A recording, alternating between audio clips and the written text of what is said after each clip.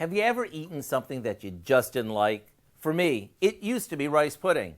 The one time I had it as a kid, the rice was hard and the pudding part was far from creamy. That all changed recently when I tried a new recipe for creamy rice pudding that Patty from our test kitchen created. It was so good, I knew I had to share it with you. The big difference with the recipe that Patty made compared to others I've had was that she made hers with medium grain rice versus long grain rice. This makes hers more tender and the starch adds to the creaminess. To make it, we cook the rice like normal until all the water is absorbed and set it aside.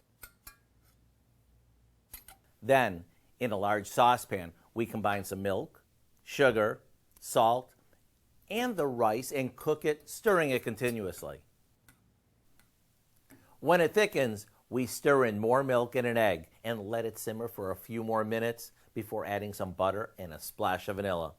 When it comes to serving this, you can put it in a bowl and let everyone help themselves, or you can dish it up shooter style.